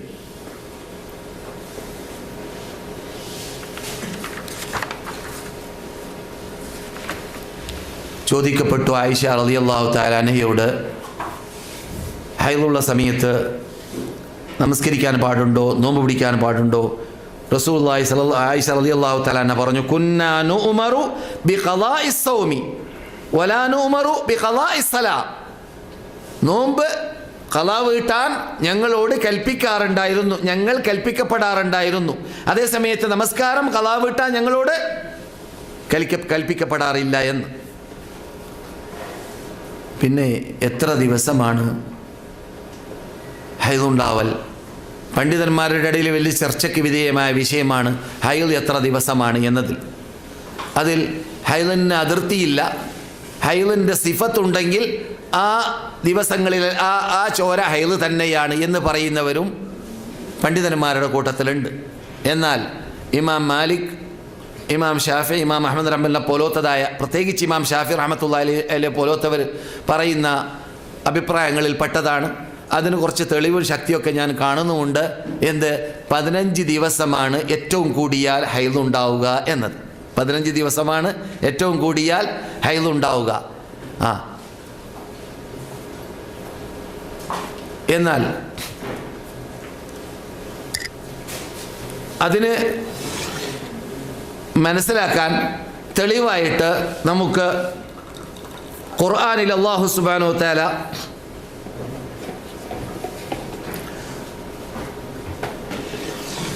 തലാഖിനെ കുറിച്ച് പറഞ്ഞപ്പോൾ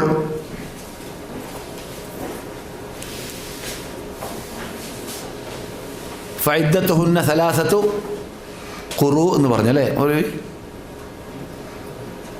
ഇദ്ദത്തുഹുന്ന അഥവാ തലാഖ് ചൊല്ലിക്കഴിഞ്ഞാൽ അവരുടെ ആ പെണ്ണിൻ്റെ ഇദ്ദത്ത് അറിയുമല്ലോ. ആ പെണ്ണ് നമ്മളിൽ നിന്നിട്ട് തീരെ ഒഴിവായി പോകണമെങ്കിൽ എത്ര ദിവസം, എത്ര കാലം കഴിയണം? 3 ഹൈദ് വിട്ടുകിടക്കണം അവളിൽ എന്നാണ്. 3 ഹൈദ് വിട്ടുകിടക്കണമെന്നാണ്. അങ്ങനെയല്ലേ? ഫഇദ്ദത്തുഹുന്ന സലാസത്തു ഖുറൂ, 3 ഹൈദ് വിട്ടുകിടക്കണം എന്നതാണ്. ഒരു ഹൈദിൻ്റെ ഏറ്റവും കൂടിയ ദിവസം 15 ആണെങ്കിൽ തുഹർ എത്രയായിരിക്കും? 15 ആയിരിക്കും. മനസ്സിലായില്ലേ? തുഹർ എത്രയായിരിക്കും? 15 ദിവസമായിരിക്കും. അങ്ങനെയുള്ള 3 മാസമാണ്. കാരണം വേറൊരു സ്ഥലത്ത് റസൂലുള്ളാഹി സ്വല്ലല്ലാഹു അലൈഹി വസല്ലം 3 മാസം എന്ന് പറയുന്നുണ്ട്. ഈ 3 മാസം ഇത് ഖുർആനിലൂടെ എന്ത് പറഞ്ഞു? 3 ഖുറൂഇലൂടെ, ഖുറൂ എന്നതിന് ശരിയായ അല്ലെങ്കിൽ സഹീഹായ അല്ലെങ്കിൽ നല്ല അർത്ഥമാണ് എന്ത്, അത് ഹൈളാണ് എന്നത്. മനസ്സിലായില്ലേ? അപ്പോൾ ഏറ്റവും കൂടുതൽ 15 ദിവസമാണ് എന്നത് ഖുർആനിലൂടെ നമുക്ക് ഏകദേശം യുസ്തഅനസു ബിഹി എന്ന് പറയാം. മനസ്സിലായില്ലേ? പിന്നെ ഇമാം ഷാഫി റഹ്മത്തുള്ളാഹി അലൈഹി ഈജിപ്തിലുള്ളതായ ധാരാളം വീടുകളിൽ കയറി ഇറങ്ങുന്ന അദ്ദേഹത്തിൻ്റെ ചരിത്രത്തിൽ കാണാം. എന്തിനാണ് ഓരോ വീട്ടുകാരോട് എന്തിനാണ് കയറി ഇറങ്ങുന്നത്? പള്ളിക്ക് പിരിവ് നടത്താം? അല്ല വേറെ വല്ല പിരിവ് നടത്താം? നമ്മളങ്ങനെയാണല്ലോ, വീട് വീടാന്തരം കയറി നടക്കൽ. ഒന്നൊരിക്കലോ പള്ളിക്ക് വേണ്ടി അരി ശേഖരിക്കാൻ. ഞാൻ കേരളത്തിൽ ജീവിച്ച കാലഘട്ടം അങ്ങനെയാണ്. നമ്മളെ വീട്ടിലൊക്കെ എന്തുണ്ടായിരിക്കും? ഒരു കലം ഉണ്ടാവും, അല്ലെങ്കിൽ ഒരു പാത്രം ഉണ്ടാവും. ആ പാത്രത്തിൽ ഉമ്മ എന്ത് ചെയ്യും? ഭക്ഷണം ഉണ്ടാക്കാൻ പോകുമ്പോഴൊക്കെ ഒരു പൊടി എടുത്തിട്ട് അതിൽ അങ്ങനെയുള്ള കാലഘട്ടമൊക്കെ വിട്ട് കിടന്നിട്ടില്ലേ? ഇപ്പോഴതല്ലായിരിക്കും. ഇപ്പോഴൊക്കെ ഡോളറായിട്ടാണ്, ഫോറയിൽ വന്നല്ല കാശായല്ലോ. ഞാൻ പറയുന്ന കാലം വേറെയാണ്. ആ കാലഘട്ടത്തിൽ പള്ളിയിലേക്ക് പിരിവായിട്ട് പലതുള്ളി പെരുവെള്ളം എന്ന രൂപത്തിൽ, പലതുള്ളി പെരുവെള്ളം എന്ന് പറയാറുണ്ടല്ലോ, എന്ന രൂപത്തിൽ അല്പം അരികൾ കൂടി ആഴ്ച മാസമാവുമ്പോൾ പള്ളിയിൽ നിന്നിട്ട് വരും ശേഖരിക്കാൻ. എന്ത്? ഈ അരികളെ ശേഖരിക്കാൻ. ഒരു പക്ഷേ 10 കിലോ ആയി കാണും, അല്ലെങ്കിൽ 5 കിലോ ആയി കാണും. അങ്ങനെ ശേഖരിച്ചു കൊണ്ടുപോകും. ഈ ഷാഫി ഇമാം കറങ്ങുന്ന എന്തിനാണ്? ഓരോ വീട്ടിലും എത്ര ദിവസമാണ് നിങ്ങൾ ഹൈളിരിക്കാറുള്ളത് എന്ന് അന്വേഷിക്കാൻ വേണ്ടിയാണെന്നാണ്. ഹൈളിരിക്കുന്ന ദിവസങ്ങൾ. അപ്പോൾ ഒരു 40 വീടെങ്കിലും കറങ്ങിയാൽ ബഹുഭൂരിപക്ഷം ദിവസങ്ങൾ, ബഹുഭൂരിപക്ഷം സ്ത്രീകൾ ഹൈളിരിക്കുന്ന ദിവസങ്ങൾ അറിയാൻ അതിലൂടെ ഇമാം ഷാഫിക്ക് അതിന് അറബി ഭാഷയിൽ പറയൽ അൽ ഇസ്തിഖ്റാ എന്നാണ്. എന്താ അറബി ഭാഷയിൽ പറയാ? അൽ ഇസ്തിഖ്റാ എന്നാണ് പറയുക. ഇങ്ങനെ ബഹുഭൂരിപക്ഷം സ്ത്രീകളും 15 വിട്ടുകിടക്കാറില്ല എന്ന് അവർക്ക് മനസ്സിലാക്കാൻ സാധിച്ചു എന്നതാണ്. എന്നാൽ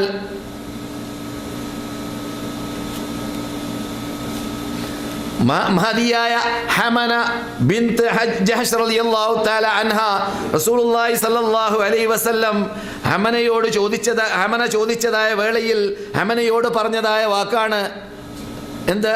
തഹയ്യലി ഫീ ഇൽമില്ലാഹി 6 അയ്യാം.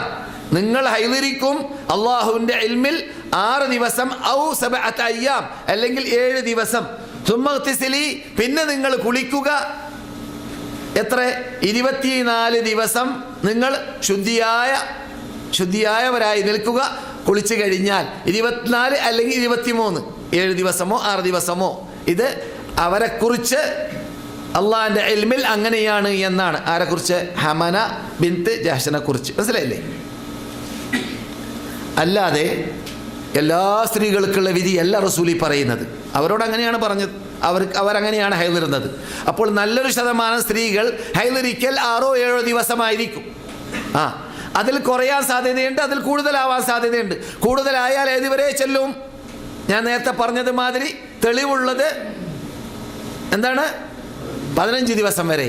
പിന്നെ സൗദി അറേബ്യയിലുള്ള പണ്ഡിതന്മാരിൽ നിന്നിട്ട് ഷെയ്ഖ് ഉസൈമിനെ പോലത്തവർക്ക് അഭിപ്രായമുണ്ട്. എന്ത്? ഹൈളിൻ്റെ സിഫത്തുള്ള ചോരയാണെങ്കിൽ അതുള്ള സമയത്തല്ല, ഹൈള് തന്നെയാണ് എന്നതാണ്. ഹൈളുള്ള സിഫത്തുള്ള ചോരയാണെങ്കിൽ, ഹൈളുള്ള സിഫത്ത് ഏതാണ്? ഒരു ഹൈള് ചോര എന്ന് പറഞ്ഞാൽ എന്താണ്? കടുകട്ടിയുള്ള കറുപ്പിനോട്, ചുവപ്പ് കലർന്ന കറുപ്പിനോട് ചായുന്ന അല്ലെങ്കിൽ സാദൃശ്യതയുള്ള കളറായിരിക്കും, കട്ടി കൂടുതലായിരിക്കും. അത് സ്ത്രീകൾക്കറിയാം, വാസനയിലൂടെയും കളറിലൂടെയും. ആ പ്രത്യേകത ഉൾക്കൊള്ളുന്നതായ കളറുള്ള ചോരയാണ് എങ്കിൽ അത് 15 ദിവസത്തിൽ കൂടുതൽ കണ്ടാലും ഹൈദ് തന്നെ എന്ന് പറയുന്നവർ പണ്ഡിതന്മാരുടെ കൂട്ടത്തിലുണ്ട്.